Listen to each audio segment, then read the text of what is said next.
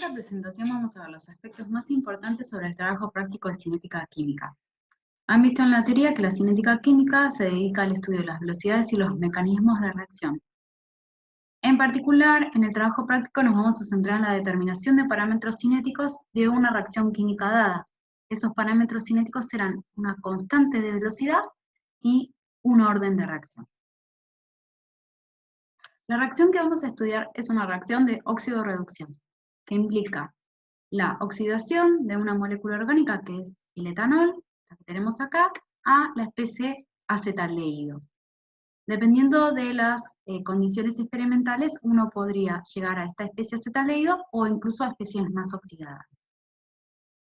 El otro reactivo que va a reducirse va a ser la especie dicromato, ya conocida por ustedes, que contiene el cromo con estado de oxidación más 6 y que pasa a cromo con estado de oxidación más 3. Esto ocurre en medio ácido. Entonces, esta sería la ecuación química balanceada que vamos a utilizar. Uno, conociendo esta ecuación química, puede definir la velocidad. Siempre definimos la velocidad como la desaparición de un reactivo o la aparición de un producto. En este caso, elegimos definirla de esta manera, como y menos la derivada de la concentración de dicromato en función del tiempo. Y este signo menos da cuenta de que el dicromato es un reactivo que va desapareciendo o se va consumiendo en función del tiempo. Y también puede definirla, en este caso elegimos definirla como la aparición de la especie cromo más 3 en función del tiempo. Pero aquí tenemos que tener en cuenta este coeficiente 2. Por cada mole de dicromato que desaparece, aparecen 2 moles de cromo más 3. Por lo tanto, la aparición de este producto es más rápida que la desaparición del dicromato. Entonces, este coeficiente debemos ponerlo en el denominador para poder entonces mantener esta igualdad. Entonces, conociendo esta ecuación química, uno puede definir la velocidad. Pero para poder escribir la ley de velocidad que relaciona concentraciones de reactivos con la velocidad, uno debe realizar distintas experiencias. Esa ley de velocidad tiene esta expresión donde tenemos una constante K que solo depende de la temperatura y contiene las concentraciones de los reactivos elevadas a ciertos números coeficientes que son los órdenes de reacción con respecto a cada uno de ellos. O sea, el orden de reacción con respecto al cromato será A, con respecto a protones B y con respecto al etanol C. Para poder entonces simplificar nuestro sistema, lo que vamos a hacer es trabajar en algunas condiciones experimentales específicas. Lo que vamos a hacer es poner un gran exceso de protones y de etanol de forma tal que la concentración de estas especies permanezca prácticamente constante durante el tiempo que vamos a estudiar la cinética. Entonces, al permanecer prácticamente constantes, este producto de protones a la B y etanol a la C, podríamos incluirlos en una nueva constante, ¿sí?, junto con K, que vamos a llamar constante de pseudo velocidad. ¿Sí? Entonces, teniendo en cuenta que vamos justamente a tener en cuenta el dicromato, uno podría escribir que la velocidad es la desaparición del dicromato, ¿sí?, como derivada de la concentración de dicromato en función del tiempo, y ahora vamos a poner que esto es igual a K', que incluye las concentraciones de protones y etanol que vimos anteriormente, multiplicada por la concentración de dicromato elevada a su orden A. Este orden ahora se va a convertir en el orden global de la reacción. Entonces, vamos a realizar distintas experiencias para poder determinar cuál es el valor de K' y cuál es el valor de A. Estas especies, el dicromato y el cromo más 3, son especies coloreadas, tienen colores característicos. El dicromato naranja y el cromo más 3 verde. Debido a que es más intenso el color naranja del dicromato, vamos a utilizar justamente esta propiedad para poder seguir su concentración en función del tiempo, tal como escribimos acá para la velocidad. Entonces, acá vuelvo a escribir la expresión que tenía anteriormente. Lo que vamos a hacer es reordenar, pasando la concentración de dicromato hacia este lado y el diferencial de tiempo hacia el otro. Entonces, tenemos esta expresión, y han visto en la teoría que si uno integra esta expresión para distintos valores sencillos de A, uno puede tener distintas expresiones, como vamos a ver ahora, ¿no? Puede ser que A sea igual a 0, A1 o A2, serían los casos más sencillos. Si A es igual a 0, integrando obtenemos una expresión de este tipo, que nos dice que la concentración de dicromato en función del tiempo va a ser igual a la concentración de dicromato inicial menos K' por T. ¿Sí? Donde K' entonces es la constante de velocidad. Entonces, si uno grafica la concentración de dicromato en función del tiempo, obtiene estos puntos celestes, que son los experimentales, y si el orden justamente es 0, podría obtener este comportamiento que puede ajustarse a un comportamiento lineal, en donde menos K' corresponde a justamente la pendiente de esta recta. Si el orden con respecto a dicromato es 1, si uno coloca un 1 acá y realiza la integración, obtiene una expresión de este tipo, donde tenemos el logaritmo de la concentración de dicromato a distintos tiempos, igual al logaritmo de la concentración inicial de dicromato, que vamos a conocer, menos K' por T. Nuevamente tenemos una expresión que puede ajustarse a una línea, a una recta, donde si graficamos el logaritmo natural de la concentración de dicromato en función del tiempo, obtenemos estos puntos experimentales. Fíjense que los puntos pueden tener distintas desviaciones, pero que pueden ajustarse a un comportamiento lineal. De esta expresión, de esta pendiente, podríamos obtener entonces K', ¿sí? Es menos K', entonces la pendiente es negativa. Si A fuera igual a 2, o sea, un segundo orden con respecto a dicromato, la inversa de la concentración de dicromato es igual a la inversa de la concentración de dicromato inicial más K' por T. En este caso, si graficamos esa inversa de la concentración de dicromato en función del tiempo, obtenemos esta recta, de donde podemos obtener la pendiente K', ¿sí? En este caso una pendiente positiva. Bien. Nosotros dijimos que las especies que vamos a estudiar, dicromato y cromo más 3, son especies coloreadas. Y dijimos que por su mayor intensidad vamos a elegir estudiar la especie de dicromato. Hay una propiedad que se conoce como absorbancia, que es directamente proporcional a la concentración. Aquí tenemos la expresión que relaciona la concentración y esta propiedad que se llama absorbancia, y esta expresión se conoce como la ley de Lambert-Eadie. Hay una constante de proporcionalidad, que es este valor epsilon, que depende de la longitud de onda, al igual que la absorbancia, y este coeficiente se conoce como el coeficiente de extinción, que está relacionado directamente con la especie que es la que absorbe la luz. Aquí también tenemos producto con B. B es justamente el paso óptico o el paso que atraviesa la luz que vamos a utilizar para hacer el análisis. Y en particular, si colocamos la mezcla de reacción que contiene la especie coloreada dicromato en un recipiente que se conoce como celda o cubeta, este parámetro B es la longitud que atraviesa la luz que va a incidir sobre esta cubeta. ¿Sí?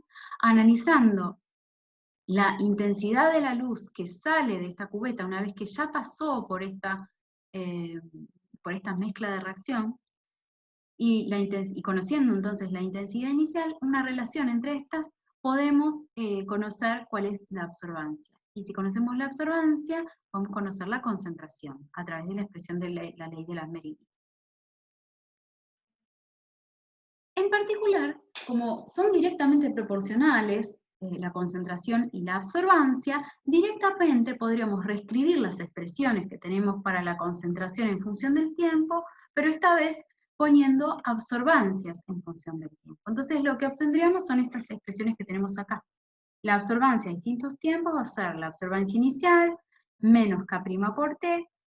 Si fuera de un orden 1 sería el logaritmo de la absorbancia igual al logaritmo de la absorbancia inicial menos K' por T.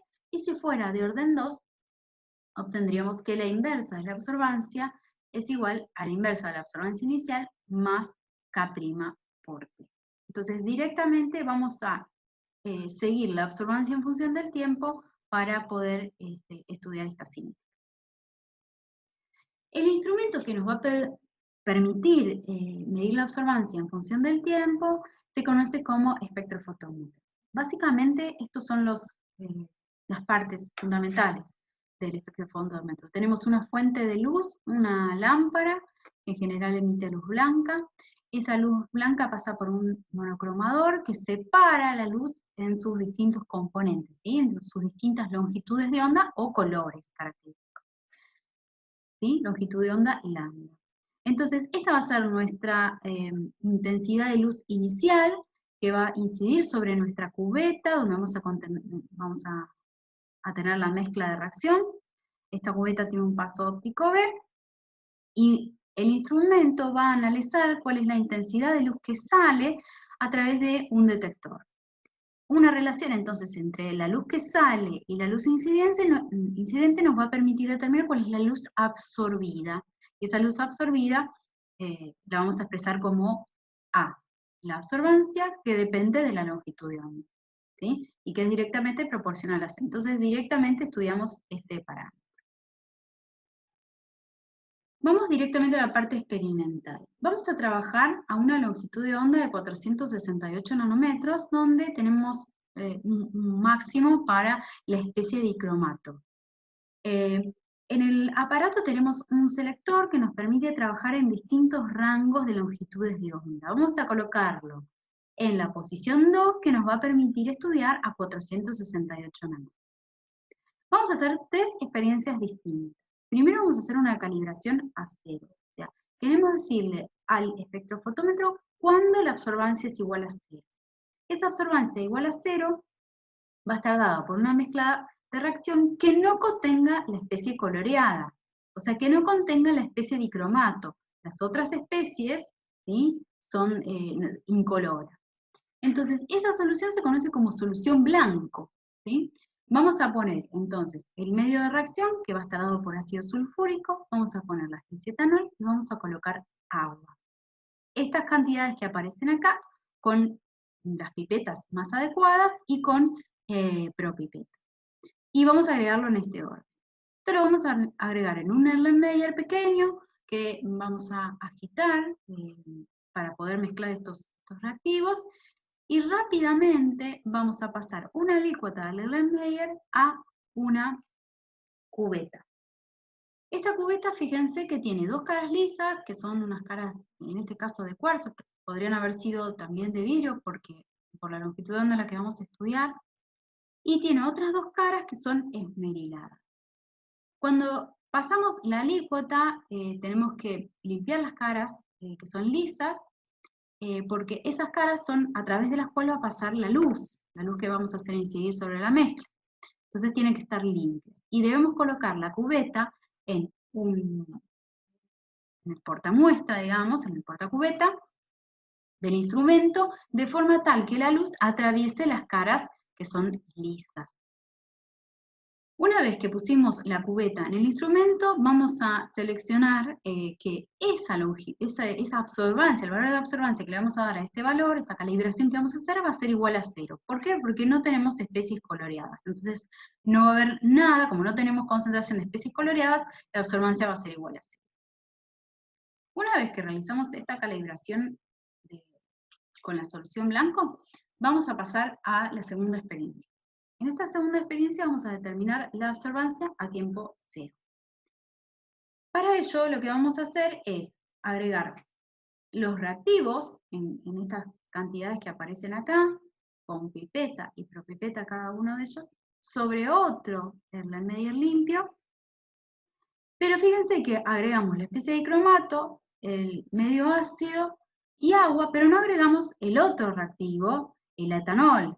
Porque si nosotros en este punto agregamos el etanol, por más rápido que hagamos todo lo que sigue, todas las medidas, la reacción ya va a comenzar, porque es inmediata. Y una vez que mezclamos algo de dicromato con el etanol, la reacción va a comenzar.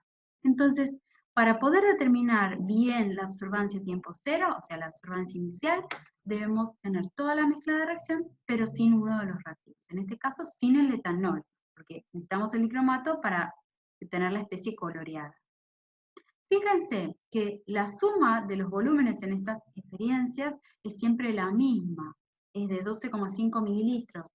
de forma tal de no variar las concentraciones de las especies que estamos estudiando. Bien, entonces, las concentraciones iniciales, ¿verdad?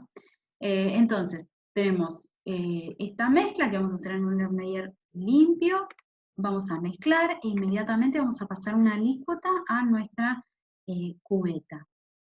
Nuevamente colocamos la cubeta como corresponde en el espectrofotómetro y realizamos una medida de absorbancia. ¿Sí? Leemos en el espejo del espectrofotómetro cuál es la absorbancia a tiempo cero, nuestro A0. El volumen que se coloca en la cubeta es de aproximadamente con unos 2 a 2,5 mililitros, es suficiente como para poder hacer la medida. O sea que el volumen de reacción que estamos preparando en el Erlenmeyer es suficiente incluso hasta para hacer alguna repetición.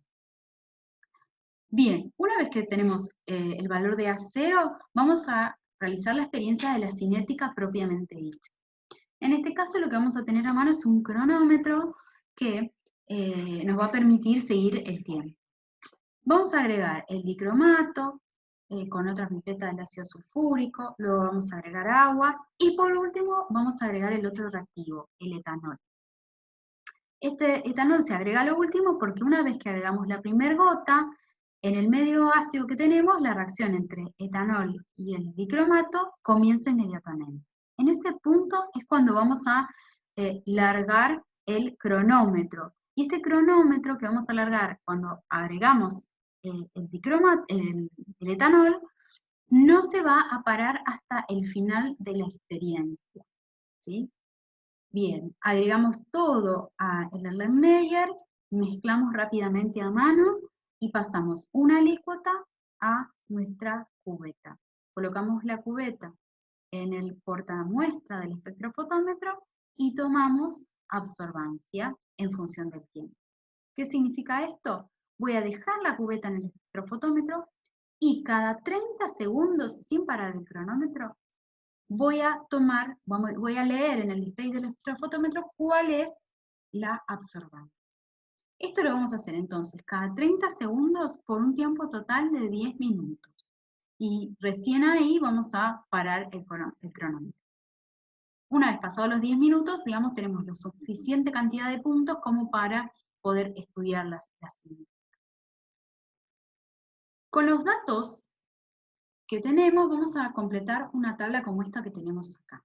Estos son los datos obtenidos por otros grupos de alumnos, donde determinaron con la experiencia 2, la absorbancia inicial, ¿sí?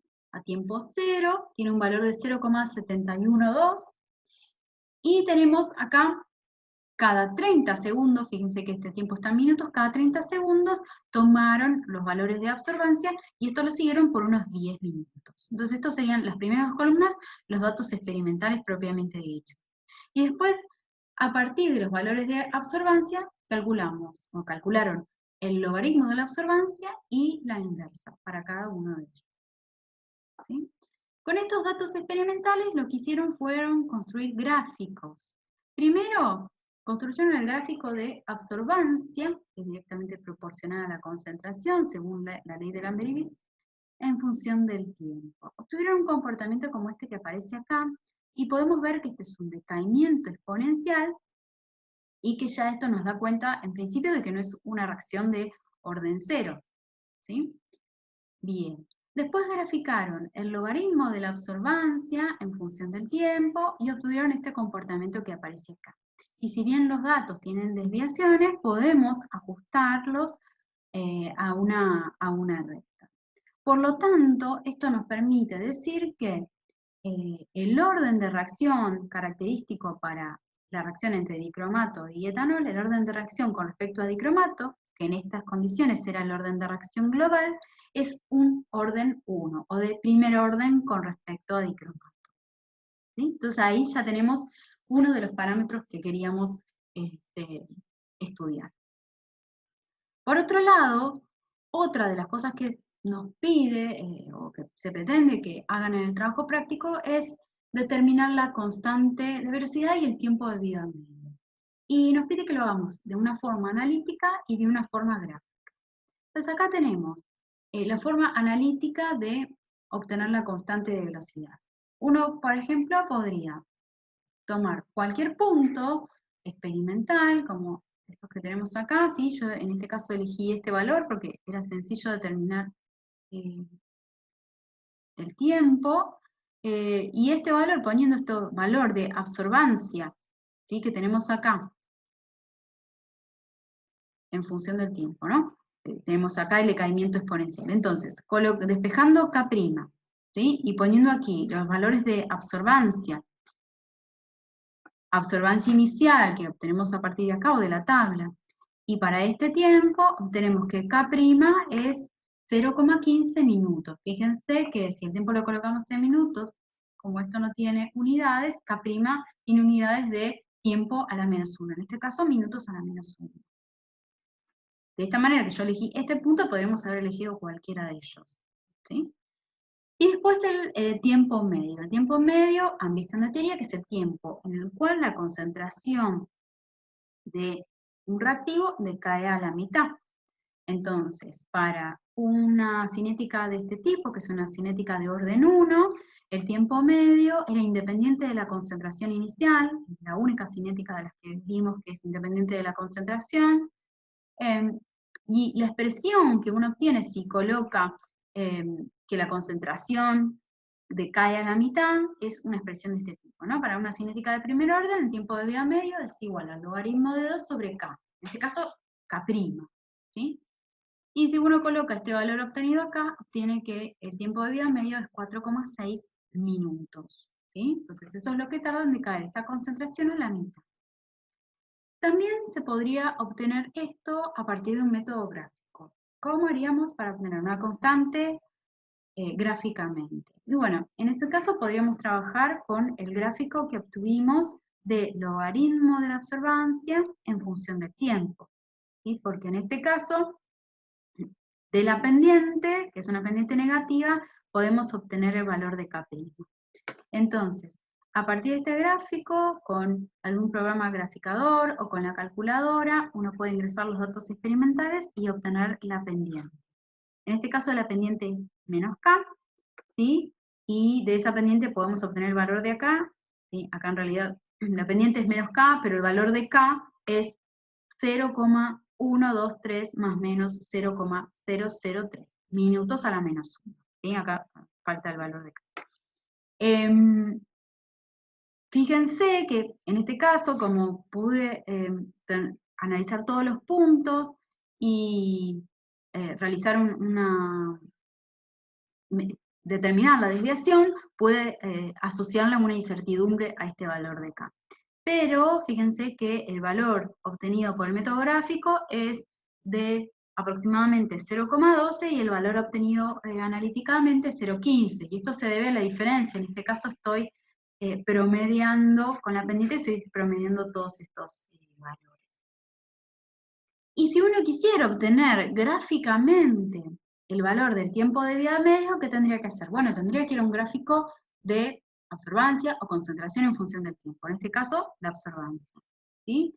¿Qué es lo que sucede? Cuando este valor de absorbancia inicial decae a la mitad, ¿sí? Que lo hicimos gráficamente, tomamos este valor, vinimos a la mitad, nos vamos hacia la curva y bajamos al eje del tiempo. Y determinamos cuál es este valor. En este caso, el valor es de 4,8 minutos, que dentro del error coincide bastante bien con el tiempo de vida medio determinado en forma analítica. Entonces, fíjense que a partir de los gráficos pudimos obtener cuál es el orden de reacción. En este caso es una reacción de orden 1. Y también gráficamente o analíticamente, ya sea con los gráficos o con la tabla de datos, podemos obtener el valor de la constante, en este caso de pseudo primer orden, que es K', y el tiempo de vida media. Bueno, eso es todo. Gracias por su atención.